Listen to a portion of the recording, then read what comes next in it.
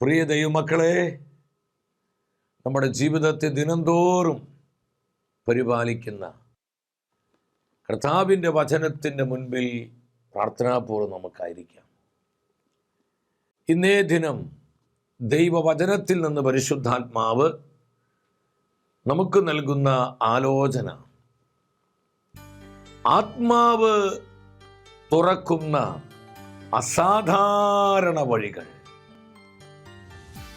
തന്നെ സ്നേഹിക്കുന്നവർക്കായി പരിശുദ്ധാത്മാവ് തുറക്കുന്ന അസാധാരണ വഴികളെക്കുറിച്ചാണ് ദൈവാത്മാവ് ഇന്ന് നമ്മോട് സംസാരിക്കുന്നത്. എൻ്റെ സഹോദരങ്ങളെ, ഇന്ന് ഒത്തിരിയേറെ ജീവിതങ്ങൾ കൊടിയ പ്രതിസന്ധിയിലാണ്. പലവിധ ഞെരുക്കങ്ങളും കഷ്ടതകളും, അടിക്കടിക്കുണ്ടാകുന്ന പരാജയങ്ങളും, വിട്ടുമാറാത്ത രോഗപീഠകളും, സാമ്പത്തിക ദുരിതങ്ങളെല്ലാം ഒത്തിരിയേറെ ജീവിതങ്ങളെ കടുത്ത സമ്മർദ്ദത്തിലാക്കുന്നുണ്ട്. പലരും നിരാശിതരായി ജീവിതം വഴിമുട്ടി നിൽക്കുന്ന അവസ്ഥയിൽ ഒത്തിരിയേറെ കുടുംബങ്ങൾ ഇന്ന് നീറി കഴിയുന്നുണ്ട്. ഈ കണ്ണുനീരിൻ്റെയും തകർച്ചയുടെയും നടുവിൽ പരിശുദ്ധാത്മാവിന് ഈ പുതുവർഷത്തിൽ നമ്മോട് പറയുവാനുള്ള സന്ദേശം എന്താണ്? ആരെല്ലാം തന്നെ സ്നേഹിക്കുന്നുവോ, തൻ്റെ വചനത്തെ ആദരിക്കുന്നുവോ, അവർക്കായി അസാധാരണമായ വഴികൾ തുറക്കുന്ന പരിശുദ്ധാത്മാവിൻ്റെ പ്രവർത്തനങ്ങൾ നമ്മൾ തിരിച്ചറിയണം. ഞാൻ ഉറച്ചു വിശ്വസിക്കുന്നു, നമ്മുടെ എല്ലാം ജീവിതത്തിൽ 100 അനുഭവങ്ങളുണ്ട്.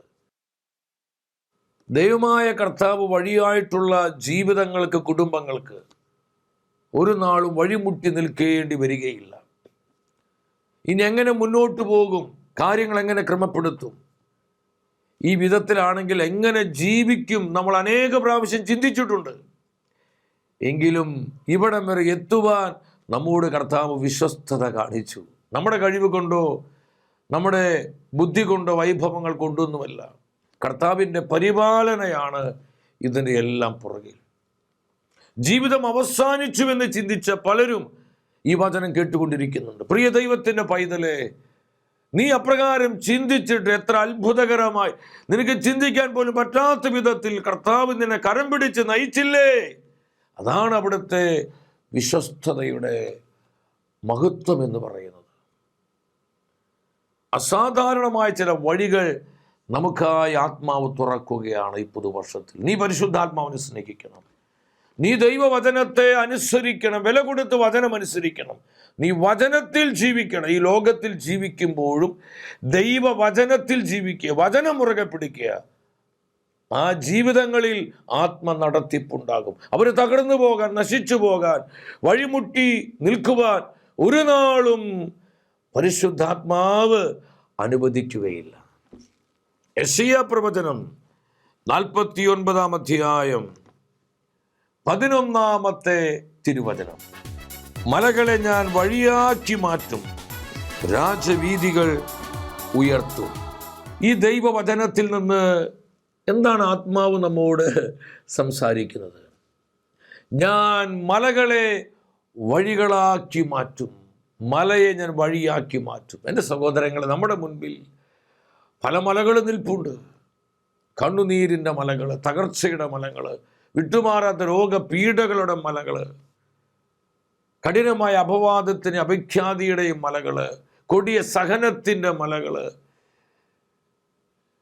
നമ്മൾ പലപ്പോഴും ചിന്തിക്കും, ദൈവമേ ഇതെങ്ങനെ മറികടക്കും?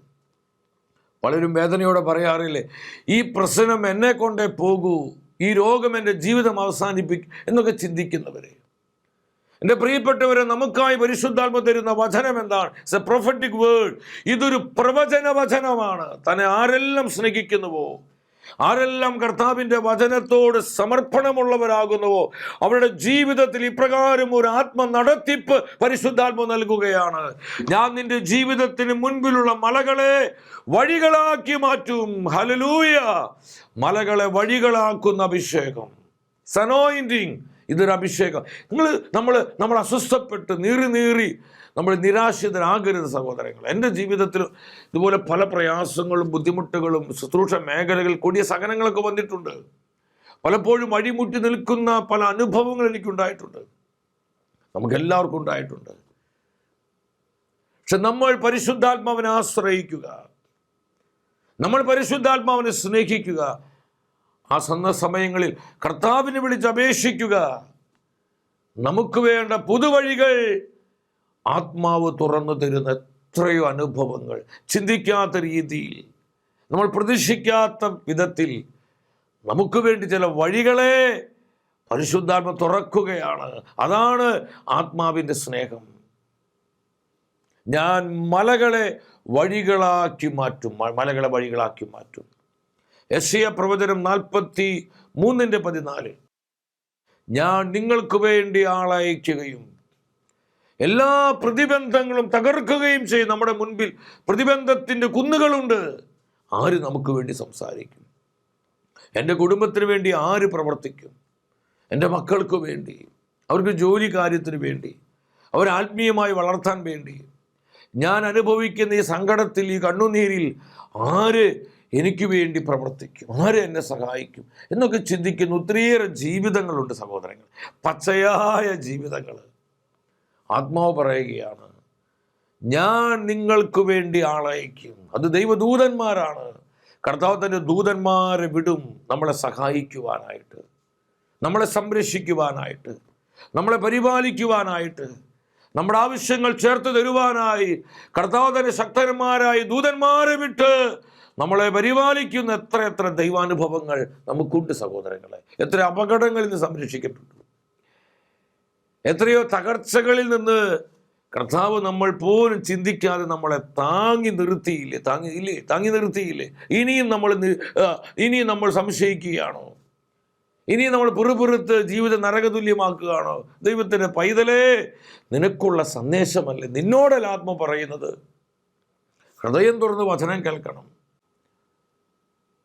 ഞാൻ നിങ്ങൾക്ക് വേണ്ടി ആളയക്കും, എൻ്റെ ദൂതന്മാരെ അയക്കും. അവർ നിങ്ങൾക്ക് വേണ്ടി പ്രവർത്തിക്കും, അവർ നിങ്ങളെ സഹായിക്കും. എല്ലാ പ്രതിബന്ധങ്ങളും തകർക്കും. നിന്റെ മുൻപിൽ പ്രതിബന്ധങ്ങളുണ്ട്, നിന്റെ കുടുംബത്തിന് മുൻപിൽ പ്രതിസന്ധികളുണ്ട്. ഈ പ്രതിബന്ധങ്ങളിലേക്ക് ഞാൻ എൻ്റെ ആത്മാവിനെ വർഷിക്കും. പ്രതിബന്ധങ്ങള് അനുഗ്രഹങ്ങളായി മാറുന്ന അഭിഷേകം, ഈ അനോയിന്റിങ് കർത്താവിൻ്റെ കയ്യിലുണ്ട്. നിങ്ങൾ മനസ്സിലാക്കണം. സകലങ്ങളെ കൃപകളാക്കുന്ന അഭിഷേകം, അസാധ്യതകളെ സാധ്യതകളാക്കുന്ന അഭിഷേകം, കണ്ണുനീരുകളെ ആനന്ദത്തിൻ്റെ ഘോഷങ്ങളാക്കി മാറ്റുന്ന അഭിഷേകം നമ്മുടെ കർത്താവിൻ്റെ കരങ്ങളിലുണ്ട്. വിശ്വസിച്ച് ആമേൻ പറഞ്ഞ ആമേൻ. ഇത് ദൈവത്തിൻ്റെ ജീവനുള്ള, ഇത് കഥാപുസ്തകമല്ല, ഇത് ജീവനുള്ള വചന, കർത്താവിൻ്റെ സത്യത്തിൻ്റെ വചനം. ഈ വചനം നീ വിശ്വസിക്കണം, ഈ വചനം നീ അനുസരിക്കണം, ഈ വചനം നീ ജീവിക്കണം. ഒരു ശക്തിക്കും നിന്റെ മുൻപിൽ വഴി അടയ്ക്കാൻ പറ്റുകയില്ല. ആരെങ്കിലും വഴി അടച്ചാൽ ആ വഴി നിനക്ക് വേണ്ടി ആത്മാവ് തുറന്നു തരും. എല്ലാ പ്രതിബന്ധങ്ങളും ഞാൻ തകർക്കും. കർത്താവിൻ്റെ പ്രോമിസാണ് സഹോദരങ്ങളെ. എനിക്ക് പൗലോസ്ലീഹ ഒത്തിരി ഇഷ്ടമാണ്. പൗലോസ്ലീഹ തൻ്റെ ശുശ്രൂഷ ജീവിതത്തിൽ താൻ അനുഭവിച്ചറിഞ്ഞ ആത്മ നടത്തിപ്പ് നമ്മോട് പങ്കുവെക്കും. ഒരുപാട് സഹനങ്ങളും കഷ്ടതകളും കൊടിയ ക്ലേശങ്ങളും പ്രതിസന്ധികളെല്ലാം പൗലോസ്ലീഹയുടെ ശുശ്രൂഷ ജീവിതത്തിൽ താൻ നേരിടേണ്ടി വന്നു. എന്തുമാത്രം അനുഭവങ്ങളാണ്. കണ്ണുനീരുകളിൽ അദ്ദേഹം കർത്താവിനെ ശുശ്രൂഷിച്ചു. ഈ കൊടിയ സഹനത്തിൻ്റെ സമയങ്ങളിലും പൗലോസിൻ്റെ ഒരു വിശ്വാസ സാക്ഷ്യമുണ്ട്. കൊരിന്ത്യർക്കാർക്ക് എഴുതിയ 1-ാമത്തെ ലേഖനം 16-ാം അധ്യായം 9-ാമത്തെ വചനത്തിലാണ്. ഫലപ്രദമായ പ്രവർത്തനത്തിനായി ഒരു വലിയ വാതിൽ എനിക്ക് തുറന്നു കിട്ടിയിട്ടുണ്ട്. ഒരു വിശാലമായ വാതിൽ എൻ്റെ കർത്താവ് എനിക്ക് തുറന്നു തന്നിട്ടുണ്ട്. വിശാലമായ വാതിൽ. എന്തിനു വേണ്ടി? ഇവാഞ്ചലൈസേഷന് വേണ്ടി, സുവിശേഷ പ്രവർത്തനങ്ങൾക്കായി, എൻ്റെ കർത്താവിനെ പ്രഘോഷിക്കുവാനായി ചില പുതുവഴികൾ. അത് വിശാലമായ വാതിൽ എനിക്കായി ആത്മാവ് തുറന്നു തന്നിട്ടുണ്ട്. എൻ്റെ സഹോദരങ്ങളെ, പൗലോസിന് വേണ്ടി പ്രവർത്തിച്ച അതേ പരിശുദ്ധാത്മാവ് നിനക്കും നിന്റെ കുടുംബത്തിന് വേണ്ടി പ്രവർത്തിക്കാൻ ശക്തനാണ്. വിശാലമായ ചില വാതിലുകൾ തുറക്കും. നമ്മൾ ഇതുവരെ പോവാത്ത വഴികളിലൂടെ, നമ്മൾ ഇതുവരെ നനയ്ക്കാത്ത രീതികളിലൂടെ പരിശുദ്ധാത്മാവ് നിന്നെ കരം പിടിച്ച് പരിപാലിക്കും. വിശാലമായ വാതിൽ. എനിക്ക് ഒത്തിരി ആശ്വാസം തന്നിട്ടുള്ളൊരു വചനമാണിത്. പലപ്പോഴും ഇനി എന്ത് ചെയ്യും ദൈവമേ? ശുശ്രൂഷ മേഖലകളിൽ കഠിനമായ ഞെരുക്കങ്ങൾ വരും, നമുക്ക് ഞെരുക്കങ്ങൾ വരും. ഈ വചനം പ്രസംഗിക്കുമ്പോൾ നമ്മൾ ചിരിക്കുന്നു, ആത്മാവിൽ സന്തോഷിക്കുന്നു, ഇതെല്ലാം വളരെ അനുഗ്രഹദായകമാണ്. എന്നാൽ ചില സന്ദർഭങ്ങളിൽ ആർക്കും മനസ്സിലാക്കാൻ പറ്റാത്ത, ആരോടും പറയാൻ പോലും കഴിയാത്ത വിധത്തിലുള്ള ചില സങ്കടത്തിൻ്റെ ഞെരുക്കങ്ങൾ നമ്മളെ വരിഞ്ഞു മുറുക്കും. എൻ്റെ ശുശ്രൂഷ ജീവിതത്തിൽ ഒത്തിരിയേറെ പ്രാവശ്യം ഞാൻ ഇതിലൂടെ ഇപ്പോഴും കടന്നു പോകുന്നുണ്ട്. പലവിധ സഹനങ്ങൾ, ഞെരുക്കങ്ങൾ ആർക്കും മനസ്സിലാവില്ല സഹോദരങ്ങൾ. അത് കർത്താവിന് മാത്രമേ മനസ്സിലാവൂ. അത് മതി നമുക്ക്, അതാണ് നമ്മുടെ ആശ്വാസം. ആ സമയങ്ങളിലല്ല ഇനി എന്തു ചെയ്യും കർത്താവേ, ഇനി എങ്ങനെ കാര്യങ്ങൾ നടക്കും, എങ്ങനെ മുന്നോട്ട് പോകും എന്ന് ചിന്തിച്ച് 100 അവസരങ്ങൾ ഉണ്ടായിട്ടുണ്ട്.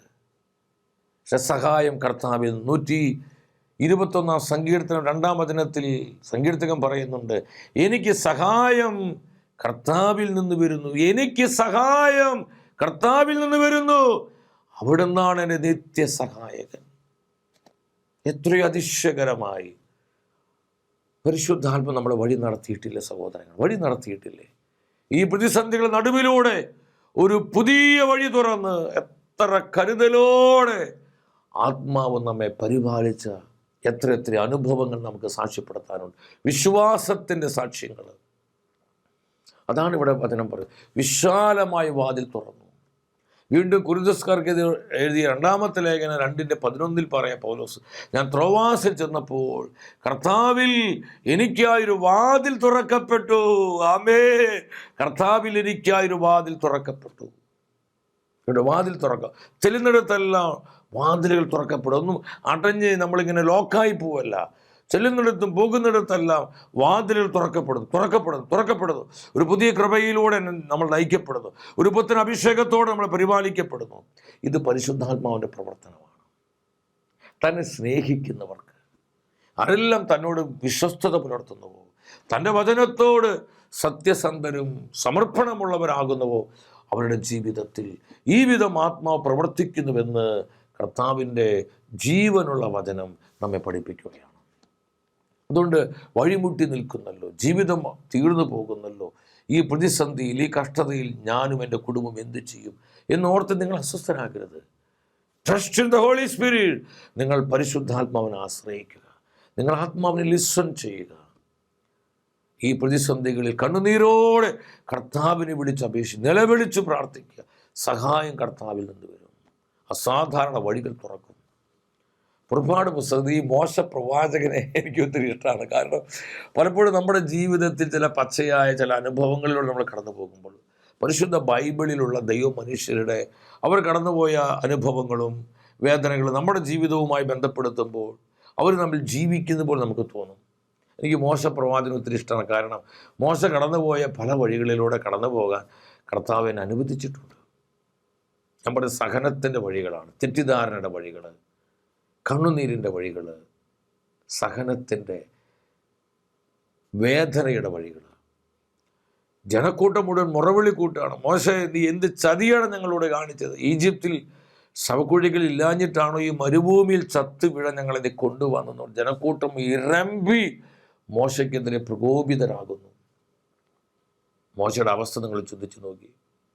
നമ്മുടെയൊക്കെ ജീവിതത്തിൽ ഇങ്ങനെയുള്ള ചില ക്രൈസിസുകളുണ്ട്, പ്രതിസന്ധികളുണ്ട്. എന്ത് ചെയ്യണം, എങ്ങനെ ചെയ്യണം എന്നറിയാൻ പറ്റാത്ത വിധം നമ്മൾ വേദനിച്ചു പോകുന്ന നിസ്സഹായ അവസ്ഥയിലാകുന്ന ചില ജീവിതത്തിൻ്റെ അനുഭവങ്ങൾ സഹോദര സഹോദരി നമ്മുടെ എല്ലാം ജീവിതത്തിലുണ്ട്. പുറപ്പാട് 14:15 പറയുന്നു, മോശ കർത്താവിനെ വിളിച്ച് കരയാണ്, കർത്താവെ രക്ഷിക്കണേ, കർത്താവെ സഹായിക്കണേ. ഈ സമയത്ത് കർത്താവ് ഒരു ചോദ്യം ചോദിക്കും, മോശേ നീ എന്തിനാണ് എന്നെ വിളിച്ച് കരയുന്നത്? അതാണ് ഏറ്റവും വലിയ വേദന, ഏറ്റവും വലിയ വേദന അതാ. നീ എന്തിനാ എന്നെ വിളിച്ച് കരയുന്നത്? പിന്നെ ആരെയും നമ്മൾ വിളിക്കുക? നമ്മൾ വിളിച്ച കർത്താവിനെ അല്ലാതെ പിന്നെ ആരെയും നമ്മൾ വിളിച്ചപേക്ഷിക്കുക? കർത്താവ് ചോദിക്കുക, നീ എന്തിനാ എന്നെ വിളിച്ച് കരയണമെന്ന്? അതിൻ്റെ അർത്ഥം എന്താണെന്നറിയോ? നീ ഭയപ്പെടേണ്ട മോശേ, നീ സംഭ്രമിക്കേണ്ട, ഞാനാണ് നിന്റെ ദൈവം, ഞാനാണ് നിന്റെ പരിപാലകൻ, ഞാനാണ് നിന്റെ സംരക്ഷകൻ. I am almighty, all sufficient. എനിക്ക് അസാധ്യമായ ഒന്നുമില്ല. ഹല്ലേലൂയ. ഈ സത്യമാണ്. ആ ചോദ്യത്തിന് അർത്ഥം എന്താ? അതിൻ്റെ അർത്ഥം അതാണ്. നീ എന്തിനെന്നെ വിളിച്ച് കരയണമെന്ന് പറഞ്ഞ് നീ എൻ്റെ മുമ്പിൽ കടന്നു പോകാമെന്നല്ല എൻ്റെ അർത്ഥം. മോശേ, ഞാനല്ലടാ നിന്റെ ദൈവം, ഞാൻ സർവശക്തനല്ലടാ, ഞാൻ സർവാധിപനായ ദൈവമല്ലേ. നീ എന്തിനാ കരയുന്നത്? നീ എന്തിനാ സങ്കടപ്പെടുന്നത്? എൻ്റെ കരങ്ങൾക്ക് ശക്തിയുണ്ട്. കർത്താവ് ഉടനെ പറഞ്ഞ എന്താണെന്നറിയാം? മോശേ, മുൻപോട്ട് പോകാൻ നീ ജനത്തോട് പറയുക, നിന്റെ കയ്യിലെ വടിയെടുത്ത് ഈ വെള്ളത്തെ നീ വിഭജിക്കുക, ഈ പ്രതിസന്ധി നീ വിഭജിക്കുക. ഈ വടി അഭിഷേകമാണ്, സനോയിന്റിങ്. ഇത് പരിശുദ്ധാത്മാവിൻ്റെ അഭിഷേകമാണ്. നമ്മുടെ മേൽ പകരപ്പെട്ടിരിക്കുന്ന അഭിഷേകത്താൽ പ്രതിസന്ധികളെ ഭേദിക്കണം നമ്മൾ, പ്രതിബന്ധങ്ങളെ തകർക്കണം നമ്മൾ. അസാധ്യങ്ങളെ സാധ്യമാക്കുന്ന അഭിഷേകമാണ് നിന്റെ മേൽ ആത്മാവ് പകർന്നിരിക്കുന്നത്. അവിടെ വഴികൾ തുറക്കപ്പെടും, വാതിലുകൾ തുറക്കപ്പെടും. നമ്മൾ അസ്വസ്ഥരാകരുത്. 14:21 വായിക്കണം. മോശ വടി നീട്ടി പരിശുദ്ധാത്മാ ആ ചെങ്കടലിലേക്ക് ഇറങ്ങി വന്നു. ചെങ്കടൽ രണ്ടായിട്ട് മാറി. വചനം പറയുന്നുണ്ട്, ആ കടലിൻ്റെ ആ നടുഭാഗം വരണ്ട ഭൂമിയിലൂടെ ജനം ഡ്രൈ ലാൻഡ്. ആ കൊടിയ പ്രതിസന്ധിയിൽ കർത്താവ് ഒരു പുതുവഴി തുറന്നു. കണ്ടോ, വഴിമുട്ടി നിന്നില്ല. ഫറവോയുടെ സൈന്യം വന്ന് ആക്രമിച്ചവരെ നശിപ്പിക്കാൻ കർത്താവ് ഇടവരുത്തിയില്ല. ആ മരുഭൂമിയിൽ ചത്തുപോകാൻ കർത്താവ് അനുവദിച്ചില്ല. ആ ചെങ്കടലിൻ്റെ മധ്യേ തൻ്റെ ജനത്തിനു വേണ്ടി ഒരു പുതുവഴി പരിശുദ്ധാത്മാവ് തുറന്നു. ആ വഴിയിലൂടെ അവരെ നയിച്ചു. ആ വഴിയിലൂടെ നയിക്കുകയാണ്. ജോഷുവ പ്രവാചകന്റെ പുസ്തകം 3:17 കരകവിഞ്ഞൊഴുകുന്ന ജോർദാൻ നദിയിൽ തൻ്റെ ജനത്തിനു വേണ്ടി ഒരു പുതിയ വഴി കർത്താവ് തുറന്നു. അതൊരു എക്സ്ട്രാ ഓർഡിനറി ഒരു ആക്ഷനാണ്. ഇത് മനുഷ്യൻ്റെ പ്രവർത്തനമല്ല, ഇത് പരിശുദ്ധാത്മാവിൻ്റെ പ്രവർത്തനം. മനുഷ്യർക്ക് ഇത് സാധ്യമല്ല സഹോദരങ്ങളെ. ഡ്രൈ ലാൻഡാക്കി, വരണ്ട ഭൂമിയാക്കി. പുരോഹിതന്മാർ ആ വാഗ്ദാന പേടകം വഹിച്ച് ആ ജോർദാൻ നദിയിൽ ആ വെള്ളത്തിൽ അവർ നിൽക്കുകയാണ്. അവർ കാലുകൾ പതിച്ചു. ആ വെള്ളം ഇരുവശത്തേക്ക് മാറി, നടുവിൽ വരണ്ട ഭൂമിയായിട്ട് മാറി. ആ വരണ്ട നിലത്തിലൂടെ തൻ്റെ ജനത്തെ കർത്താവ് നയിക്കുകയാണ്.